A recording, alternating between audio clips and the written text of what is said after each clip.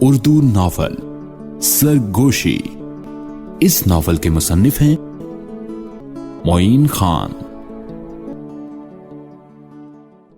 ماجد شاہ صاحب یہ سب بتا کر خاموش ہو گئے۔ کچھ لمحوں تک ہمارے درمیان خاموشی طاری رہی۔ پھر میں نے ماجد شاہ سے پوچھا، تو ماجد شاہ صاحب، بعد میں آپ نے کوئی عدالتی کارروائی نہیں کی یا جلیل رانا سے آپ کو پوری رقم حاصل ہو گئی تھی؟ انہوں نے بتایا، حادثے کے 1 ماہ بعد تک تو میں ہسپتال میں ہی ایڈمٹ رہا تھا۔ میرے 2 بیٹے ہیں جو امریکہ میں اپنا بزنس کر رہے ہیں۔ میں انہیں اپنے بزنس کے معاملات میں الجھا نہیں سکتا تھا، اور پاکستان میں میرے ساتھ میری وائف اور فرزانہ ہی رہ رہی ہیں۔ معذوری کے بعد میری خود تو یہ پوزیشن ہی نہیں رہی کہ میں عدالت میں کارروائی جاری رکھتا، اور میں یہ بھی نہیں چاہتا کہ اکیلی فرزانہ ان پیچیدہ معاملات میں الجھے، تو مجبوراً میں نے اس معاملے سے چشم پوشی کرنا ہی مناسب سمجھا۔ جلیل رانا نے میرے ہسپتال میں ایڈمٹ ہونے کے دوران اپنے ایک ملازم کے ہاتھ 10 لاکھ کا چیک بھجوایا تھا، اور ساتھ میں ایک خط پر تحریر بھی لکھ کر بھیجی تھی۔ اس تحریر میں پہلے تو اس نے مجھ سے حادثے کی وجہ سے میری معذوری پر افسوس کا اظہار کیا تھا، اور پھر نیچے یہ تحریر کیا تھا کہ ماجد شاہ صاحب، میں آپ کو 9 لاکھ کی بجائے 10 لاکھ کا چیک بھجوا رہا ہوں، کیونکہ مجھے احساس ہے کہ آپ کو اب رقم کی زیادہ ضرورت ہوگی۔ امید ہے آپ اسے ضرور قبول کریں گے۔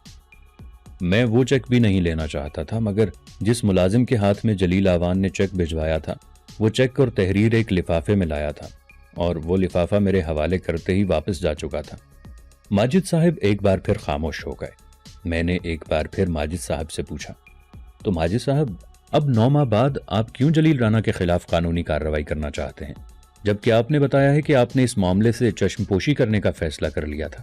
تو اس پر ماجد شاہ صاحب نے مجھے وہی باتیں بتائیں جو فرزانہ نے مجھے پیزا ہٹ کے ریسٹورانٹ میں بتائی تھیں، کہ اس نے اپنے گھر کے نئے ملازم کی گفتگو سن لی تھی، جس سے اسے پتا چلا تھا کہ ماجد صاحب کے ساتھ ہونے والے حادثے میں بھی جلیل رانا کا ہی ہاتھ تھا۔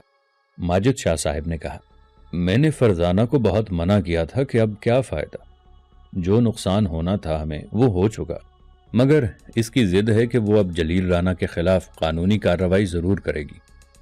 گفتگو میں پہلی بار فرزانہ نے حصہ لیتے ہوئے کہا، اسد صاحب، ہم نے مالی نقصان تو برداشت کر لیا تھا، مگر اب جب کہ ہم اس بات سے آگاہ ہو چکے ہیں کہ مالی نقصان کے ساتھ جلیل رانا نے ہمیں ناقابل تلافی جسمانی نقصان بھی پہنچایا ہے، تو ہم اب اس بات کا حق رکھتے ہیں کہ ہم انصاف کے لیے قانون کے دروازے پر جائیں۔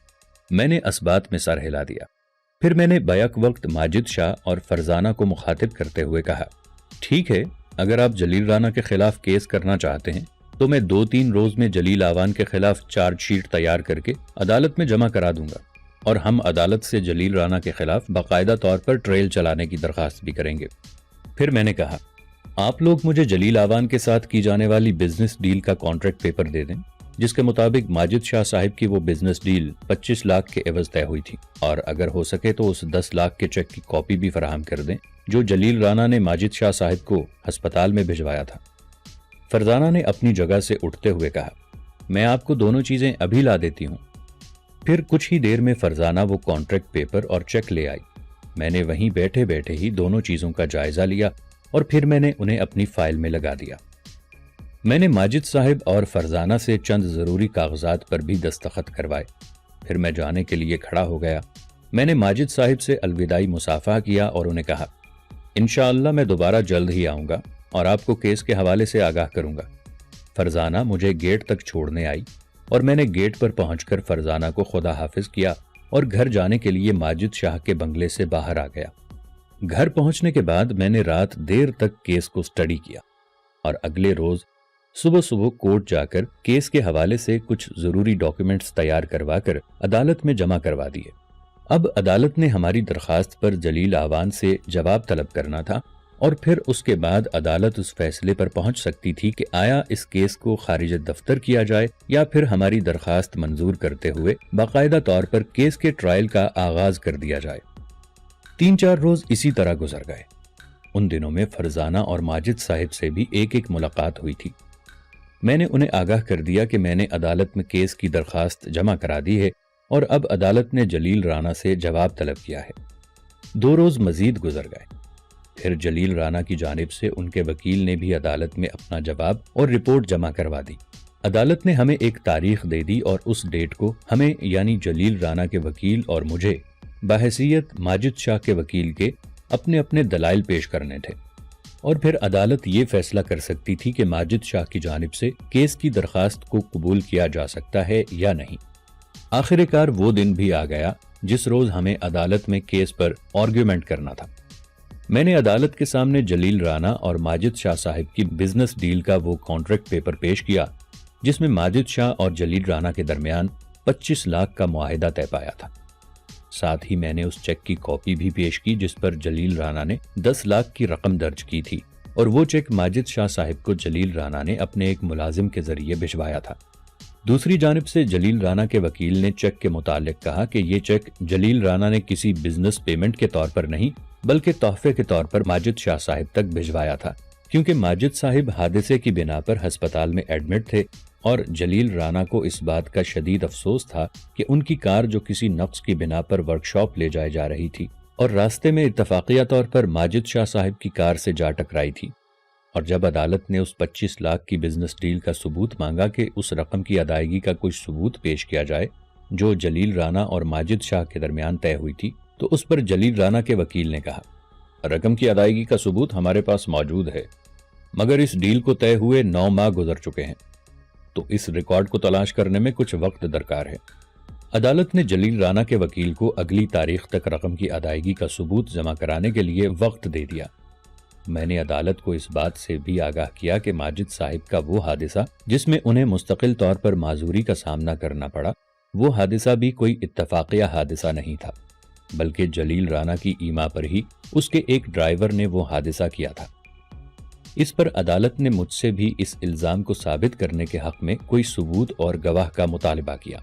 मैंने अदालत को बताया कि मैं गवाह और सबूत दोनों ही अदालत में पेश कर सकता हूं, मगर मेरी अदालत से इस बात पर दरखास्त है कि अदालत इस हादसे की फाइल को रीओपन करने के अहकामात जारी करे और मुतल्लिका पुलिस को असर नौ तफ्तीश करने के अहकामात जारी करे ताकि हम पुलिस की तफ्तीश की बिना पर सबूत और गवाह पेश करने में कामयाब हो सकें।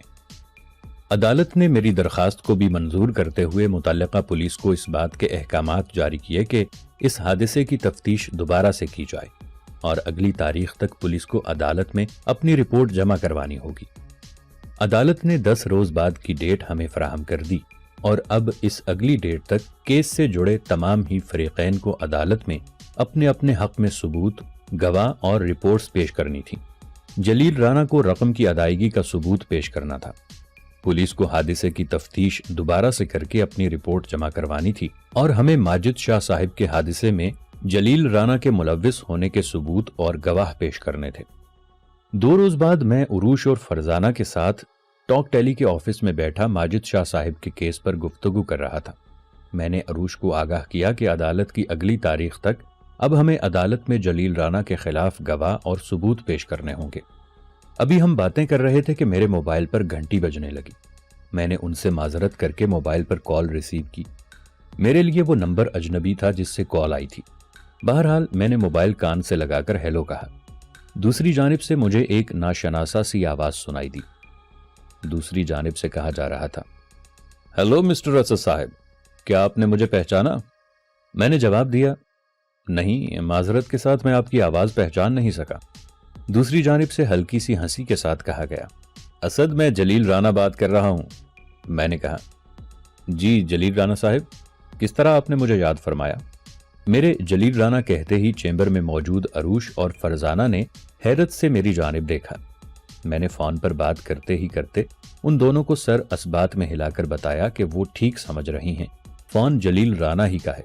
जलील राना कह रहा था, असद, अगर आपके पास वक्त हो तो मेरे ऑफिस आ जाएं, मैं आपसे एक मीटिंग करना चाहता हूं माजिद शाह के केस के हवाले से। मैंने कहा, ठीक है जलील राना साहब, मैं आ जाता हूं, आप मुझे बता दें कि कब आप मुलाकात करना चाहते हैं। उसने कहा, अगर मुमकिन हो सके तो आज ही 5 बजे तक आप मेरे ऑफिस आ सकते हैं, मैं शाम 6 बजे तक ऑफिस ही में मौजूद हूं। मैंने कहा, ठीक है जलील साहब, अभी 3 बज रहे हैं, मैं 5 बजे तक आपके ऑफिस पहुंच जाऊंगा। फिर मैंने अलविदाई कलिमात के बाद कॉल काट दी। मैंने उरूश और फरजाना को बताया कि जलील राना मुझसे मिलना चाहता है, कह रहा था कि माजिद शाह के केस पर कुछ गुफ्तगू करना चाहता है। उरूश ने कहा, तो फिर मैं भी तुम्हारे साथ चलूंगी। मैंने तुम्हें बताया था ना کہ جلیل رانا بہت ہی بد دماغ شخص ہے. اگر وہاں میٹنگ میں صورتحال اس کے مطابق نہ ہوئی تو وہ آپے سے باہر ہو جائے گا. اس لیے تمہارا اکیلے اس سے بات کرنا ٹھیک نہیں.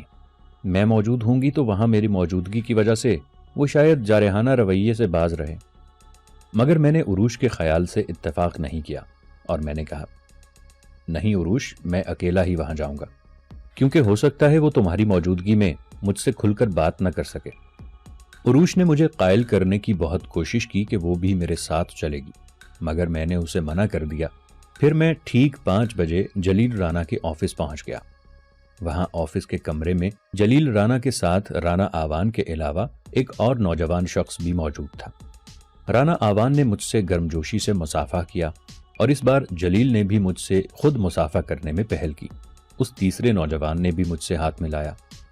میرے بیٹھتے ہی رانا آوان نے کہا اسد، تم جلیل کو تو جانتے ہی ہو، یہ میرا دوسرا بیٹا اصغر ہے.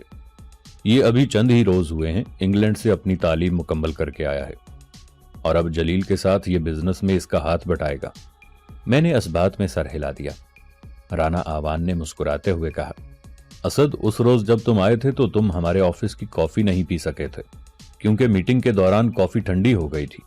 ہمارے آفس کی کافی بہت زبردست ہے، تو لہٰذا میں آج چاہتا ہوں کہ پہلے ہم کافی سے شغل کریں گے، پھر کوئی میٹنگ کریں گے. میں نے بھی مسکراتے ہوئے کہا ٹھیک ہے رانا صاحب، مجھے کوئی اعتراض نہیں.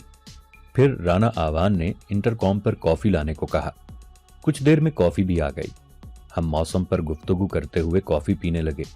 اصغر رانا نے بھی گفتگو میں دلچسپی سے حصہ لیا اور جلیل رانا نے بھی گفتگو میں 1-2 فقرات جوڑے. جب کافی ختم ہو گئی اور ملازم کمرے میں آ کر خالی کپ لے کر چلا گیا تو میں نے کہا جی جلیل رانا صاحب، آپ کیا گفتگو کرنا چاہتے تھے ماجد شاہ صاحب کے کیس کے حوالے سے؟ جلیل نے کہا دیکھو اسد، میں زیادہ گھما پھرا کر بات کرنا پسند نہیں کرتا اور میرے بارے میں یہ بھی مشہور ہے کہ میں فیصلے کرنے کے لیے بہت زیادہ سوچ بچار نہیں کرتا. بس پہلے فیصلہ کرتا ہوں، پھر اس فیصلے کے معاملات کو اپنے طریقے سے ترتیب دے کر اپنے حق میں کروا لیتا ہوں. تو لہٰذا ہم ماجد شاہ کے کیس کے حوالے سے سیٹلمنٹ چاہتے ہیں. ہم نے ماجد شاہ کو 9 ماہ پہلے بزنس ڈیل کی رقم 10 لاکھ ادا کر دی تھی اور اگر ماجد صاحب اس ڈیل کی قیمت 25 لاکھ چاہتے ہیں تو ہم مزید 15 لاکھ کا چیک بنا دیتے ہیں. کیونکہ 9 ماہ پہلے کی بات الگ تھی، اس وقت ہم سپورٹ گڈز کے بزنس میں پروڈکٹس مینوفیکچر نہیں کرتے تھے، مگر اب ہماری اپنی کمپنی بھی پروڈکٹس مینوفیکچر کرتی ہے. تو لہٰذا ہم ماجد شاہ صاحب کو 15 لاکھ کی رقم دے دیتے ہیں. بدلے میں انہیں میرے خلاف تمام چارجز واپس لینے ہوں گے اور اگر تم یہ سیٹلمنٹ کروا دیتے ہو تو ہم تمہیں بھی تمہاری سروس کے لیے ایک معقول رقم دیں گے. پھر رانا آوان نے کہا دیکھو اسد، ہم جتنی رقم ماجد شاہ کو مزید دے رہے ہیں اور تمہیں بھی تمہاری سروس کی قیمت دے رہے ہیں، ہم اس سے بہت کم قیمت پر کوئی اعلیٰ وکیل ہائر کر کے اس کیس کو جیت سکتے ہیں. مگر ہم نہیں چاہتے کہ اس طرح کی صورتحال بن جائے کہ بزنس کمیونٹی آپس میں ہی لڑنا شروع کر دے اور بات عدالت تک جا پہنچے. رانا آوان کے خاموش ہونے پر اب اصغر رانا نے کہا یس برادر اسد، ان قانونی معاملات میں پڑھ کر کسی کو بھی کچھ حاصل نہیں ہوگا، تو کیا یہ بہتر نہ ہوگا کہ چیزوں کو ٹیبل پر ہی حل کر دیا جائے؟ جب اصغر رانا بھی خاموش ہو گیا تو میں نے کہا چلے میں یہ تسلیم کر لیتا ہوں کہ ماجد صاحب کو رقم کیے ہوئے معاہدے کے مطابق مل جائے گی، مگر اس حادثے کی بنا پر ماجد صاحب کو جو ناقابل تلافی جسمانی نقصان پہنچا ہے اس کی تلافی کس طرح ہوگی؟ اس پر جلیل نے کہا وہ ایک اتفاقیہ حادثہ تھا، اس پر ہم یا کوئی اور کیا کر سکتا ہے؟ میں نے کہا مگر جلیل ایسا آپ کہہ رہے ہیں جبکہ ماجد صاحب اور ان کی بیٹی فرزانہ ایسا نہیں سمجھتی. میں آپ کے لیے یہ تو کر سکتا ہوں کہ جو چارج شیٹ ہم نے عدالت میں جمع کروائی ہے اس چارج شیٹ میں سے یہ چارج خارج کروا دوں کہ جلیل رانا نے معاہدے کے مطابق رقم کی ادائیگی نہیں کی. مگر اس حادثے کی تو باقاعدہ طور پر پہلے تفتیش ہوگی اور پھر کیس بھی چلے گا، اور جہاں تک رہی بات کہ آپ ایک اعلیٰ وکیل ہائر کر کے کیس جیت سکتے ہیں تو یہ فیصلہ تو ہمیں عدالت پر چھوڑ دینا چاہیے کہ تمام معاملات سامنے آنے پر عدالت کس کے حق میں فیصلہ سناتی ہے. اور مزید یہ کہ رقم کی ادائیگی والے چارج کے حوالے سے بھی میں ماجد شاہ صاحب کو مشورہ دے سکتا ہوں کہ وہ اس چارج پر سیٹلمنٹ کر لیں، مگر ماجد شاہ صاحب اگر ایسا کرنے پر رضامند نہ ہوئے تو یہ بھی ان کا اپنا فیصلہ ہوگا. میں آپ سے اس پر بھی کسی قسم کا وعدہ نہیں کر سکتا. اس بار اصغر رانا نے کہا دیکھیں مسٹر اسد، ہم کسی ایک چارج پر نہیں بلکہ اس پورے معاملے پر سیٹلمنٹ چاہتے ہیں. آپ ماجد صاحب سے اس حوالے سے گفتگو کریں اور انہیں سمجھائیں کہ وہ ہمارے ساتھ ٹیبل پر ہی معاملات کو حل کرنے کی کوشش کریں۔ میں نے کہا ٹھیک ہے، میں یہ آپ کا پیغام ان تک ضرور پہنچا دوں گا۔ آگے فیصلہ کرنا ان کا اپنا فعل ہوگا، وہ میرے کلائنٹ ہیں اور مجھے ان کے مطابق ہی کیس کی پیروی کرنی ہوگی۔ اس بار جلیل رانا نے کہا اسد، میں نے آپ کو اس روز بھی یہ آفر دی تھی کہ آپ چاہیں تو ہماری کمپنی جوائن کر سکتے ہیں، اور آج ایک بار پھر میں آپ کو یہ آفر کرتا ہوں کہ اگر ماجد شاہ صاحب سیٹلمنٹ پر راضی نہ ہوں تو آپ ان کا کیس اور ٹاک ٹیلی کو چھوڑ کر ہماری کمپنی کو جوائن کر سکتے ہیں۔ ہم آپ کو اس سے دگنی سیلری دیں گے جتنی آپ کو ٹاک ٹیلی دے رہا ہے۔ میں نے تلخی سے جلیل رانا کی جانب دیکھا اور کسی قدر درست لہجے میں کہا مسٹر جلیل رانا آوان، آپ سمجھتے ہیں کہ پیسے کی بدولت کسی بھی چیز یا شخص کو خریدا جا سکتا ہے، مگر میں آپ کو بتانا چاہتا ہوں کہ اسد کو خریدنا ممکن نہیں۔ جلیل رانا ابھی کچھ کہنا ہی چاہتا تھا کہ اصغر رانا نے کہا کول مسٹر اسد کول، بھائی نے آپ کو ایک آفر کی ہے، یہ آپ پر منحصر ہے کہ آپ اس آفر کو قبول کرتے ہیں یا نہیں۔ پھر میں نے سرد لہجے میں رانا آوان سے کہا ٹھیک ہے مسٹر رانا آوان، اب میں چلتا ہوں۔ آپ کا پیغام میں ماجد صاحب تک پہنچا دوں گا اور رات تک آپ کو ان کے فیصلے سے آگاہ بھی کر دوں گا۔ پھر میں جانے کے لیے کھڑا ہو گیا۔ اصغر اور رانا آوان نے مجھ سے کھڑے ہو کر ہاتھ ملایا اور جلیل رانا اپنی جگہ پر بیٹھا ہی رہا اور میری جانب گھورتا رہا۔ ایسا لگ رہا تھا کہ وہ بیک وقت بہت سی چیزیں سوچ رہا ہے۔ پھر میں وہاں سے اٹھ کر باہر نکل آیا۔ گھر جا کر میں نے پہلے فرزانہ کو فون کیا اور اسے میٹنگ کی تفصیلات سے آگاہ کیا۔ فرزانہ نے کہا نہیں اسد، اب بات صرف پیسے کی نہیں رہ گئی، جلیل رانا پیسوں کا نقصان تو پورا کر سکتا ہے، کیا وہ میرے بابا کی ہمیشہ کی معذوری کا بھی نقصان پورا کر سکتا ہے؟ اگر نہیں تو میں اب اپنے کیے گئے فیصلے سے کسی صورت پیچھے نہیں ہٹوں گی۔ میں نے کہا ٹھیک ہے فرزانہ، ہم ٹرائل پر ضرور جائیں گے، تمہارا وکیل ہونے کی بنا پر، بس مجھے تمہیں ان کی پیشکش سے آگاہ کرنا تھا، ورنہ میں خود بھی جانتا تھا کہ تمہارا کیا فیصلہ ہوگا۔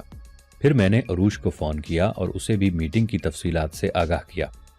عروش نے کہا اسد، جس طرح سے تم بتا رہے ہو کہ صورتحال اور معاملات تیزی کے ساتھ خراب سے خراب تر ہوتے جا رہے ہیں، ابھی تو کیس کا باقاعدہ طور پر آغاز بھی نہیں ہوا، آگے نہ جانے کیا ہوگا۔ اس نے کسی قدر تشویش بھری آواز میں کہا۔ میں نے کہا حالات تو بہت تیزی سے بدل رہے ہیں اور آگے صورتحال مزید خطرناک ہو سکتی ہے، مگر ان معاملات کا سامنا تو کرنا پڑے گا ہی، کیونکہ اس طرح کے ہائی پروفائل کیس میں یہ سب ہونا لازمی ہے۔ پھر اس نے کہا بہرحال اسد، اب تم محتاط رہنا، کیونکہ جلیل رانا سے کسی بھی قسم کے برے اقدام کی توقع کی جا سکتی ہے۔ میں نے کہا ہاں ٹھیک ہے، تم پریشان مت ہو، میں محتاط رہوں گا۔ عروش سے فون پر بات ہو جانے کے بعد میں نے آمنہ کو کافی بنانے کو کہا اور خود اسٹڈی روم میں چلا گیا۔ جب کچھ دیر بعد آمنہ کافی لے کر اسٹڈی روم میں آئی تو اس نے مجھ سے کہا اسد، آج مریم کا فون آیا تھا، وہ کہہ رہی تھی کہ وہ کل صبح ہمارے گھر آ جائے گی، اور وہ یہ بھی کہہ رہی تھی کہ میں 15-20 روز آپ کے ساتھ ہی رہوں گی۔ میں نے کہا چلو اچھا ہے، تمہارا دل بھی لگا رہے گا۔ ہاں یہ بھی ہے، اور اصل میں امی نے مریم کی والدہ بینا آنٹی سے کل بات کی تھی کہ کچھ دنوں کے لیے مریم کو آمنہ کے ساتھ چھوڑ دو تاکہ وہ میرے ساتھ کام وغیرہ میں ہیلپ کروا سکے۔ امی نے مریم کی والدہ کو بتایا تھا کہ بس اب 15-20 روز ہی رہ گئے ہیں آمنہ کی ڈلیوری میں، تو آمنہ کے ساتھ کوئی ہونا چاہیے اس کا ہاتھ بٹانے کے لیے۔ تو بینا آنٹی نے کہا تھا میں کل ہی مریم کو بھیج دوں گی، اور جب تک آمنہ ہسپتال سے واپس گھر نہیں آ جاتی تب تک مریم آمنہ کے ساتھ ہی رہے گی۔ میں نے اپنی اندرونی خوشی پر قابو پاتے ہوئے آمنہ سے پوچھا کیا واقعی بس 15-20 روز رہ گئے ہیں؟ آمنہ نے مسکراتے ہوئے سر کو اسبات میں ہلا دیا۔ دراصل میں عروش کی دوست کا ایک کیس دیکھ رہا ہوں، اگر یہ کیس میرے پاس نہ ہوتا تو میں بھی آفس سے 8-10 روز کی چھٹیاں لے لیتا، مگر میں اب اس کیس پر پھنس گیا ہوں۔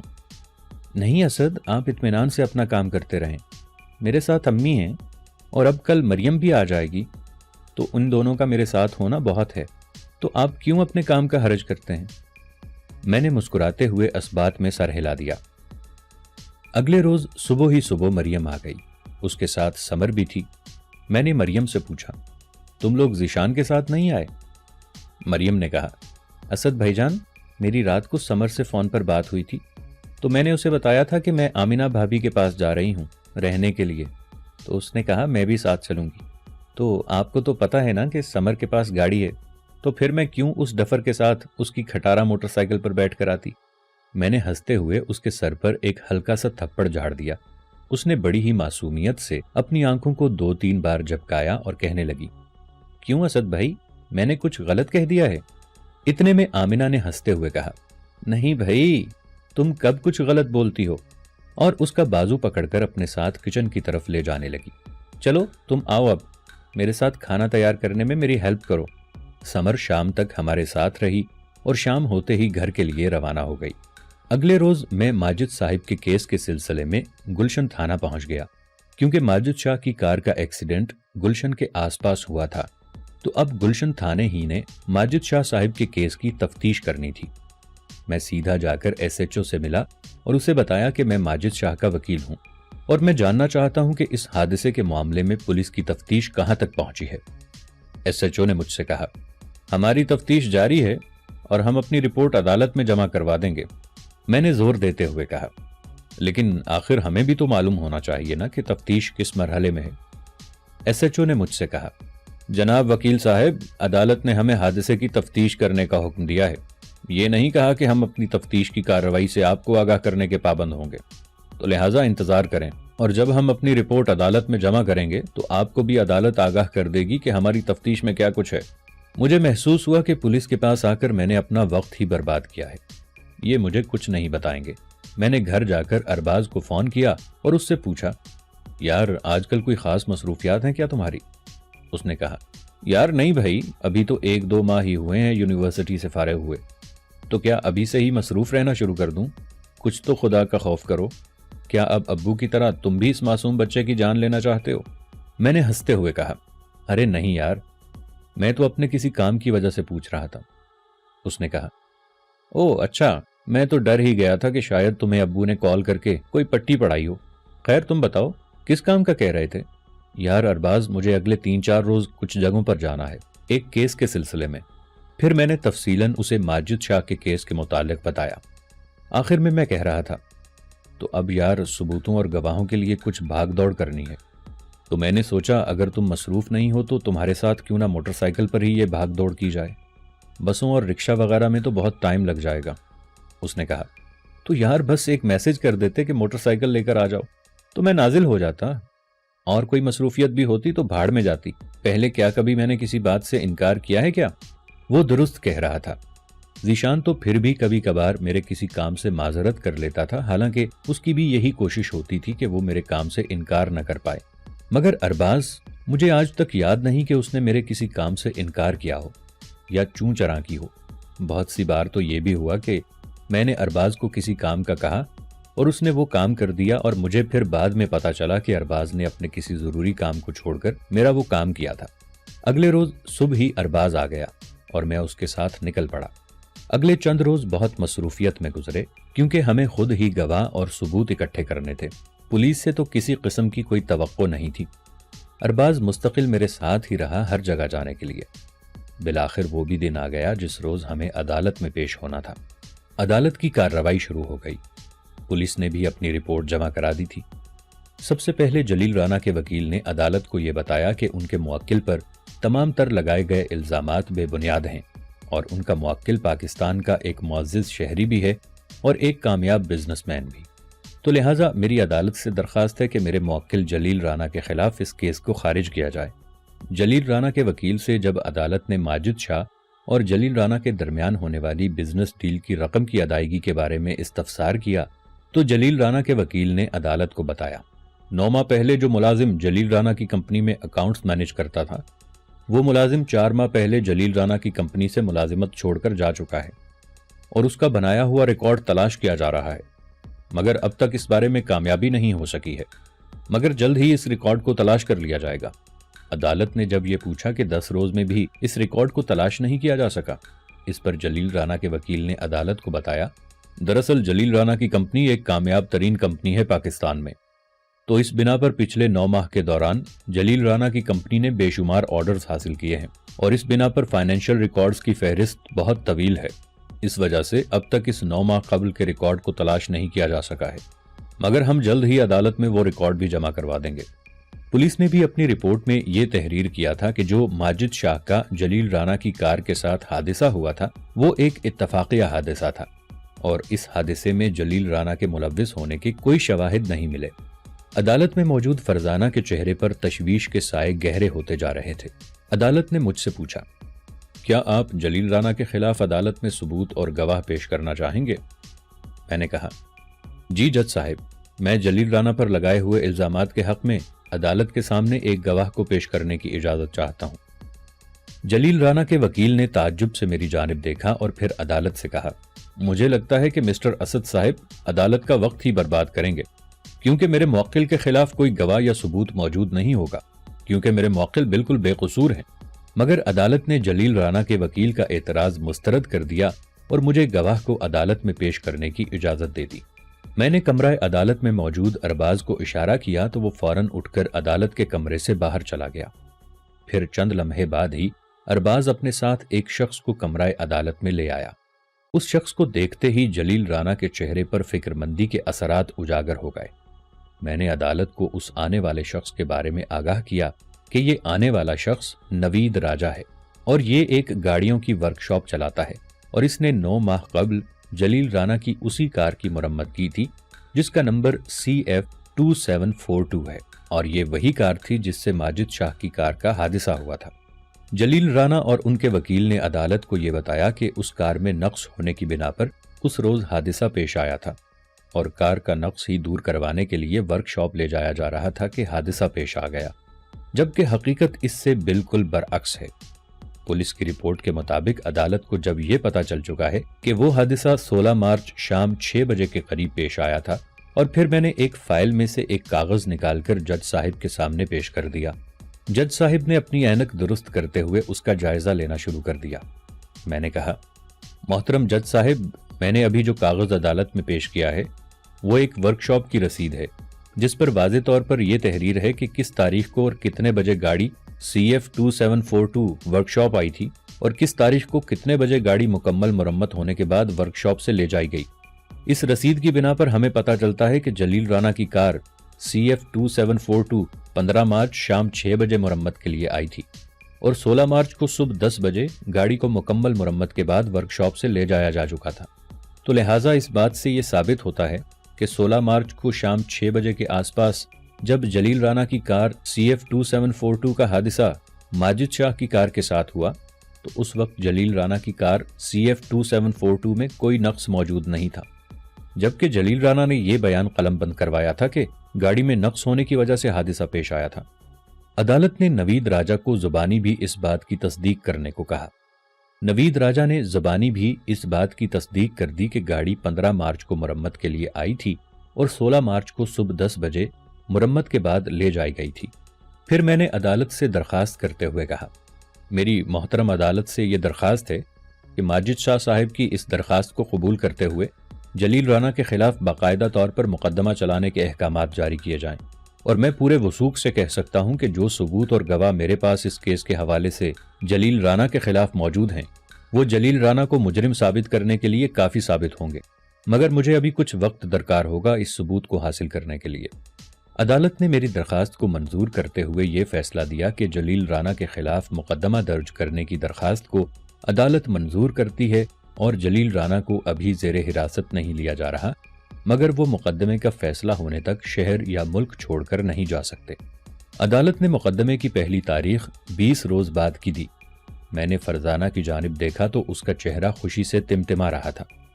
پھر میں نے ارباز کی جانب دیکھا تو اس نے بھی مسکراتی آنکھوں سے میری جانب دیکھا اور 2 انگلیوں کو فضا میں اٹھا کر وکٹری کا نشان بنایا۔ میں اپنی جگہ سے قدم اٹھاتا ہوا فرزانہ اور ارباز کے پاس پہنچ گیا۔ پھر ہم ایک ساتھ کمرہ عدالت سے باہر آ گئے۔ باہر آتے ہی فرزانہ نے جذبات سے بھری آواز میں کہا، Asad, really you are truly genius. Arbaaz نے بھی مجھے مبارکباد دی۔ میں نے فرزانہ سے کہا، اس پہلی کامیابی پر آپ کو بھی مبارک ہو، اور آپ کو مجھ سے زیادہ ارباز کو تھینکس کہنا چاہیے، کیونکہ میرے پاس تو کوئی سواری نہیں تھی۔ یہ بیچارہ پچھلے 4-5 روز سے صبح سے شام تک مجھے لے کر اپنی موٹر سائیکل پر گھومتا رہا۔ فرزانہ نے کہا، جی بالکل، کیوں نہیں، مسٹر ارباز، آپ کا بھی بہت شکریہ۔ ارباز بس مسکراتا رہا۔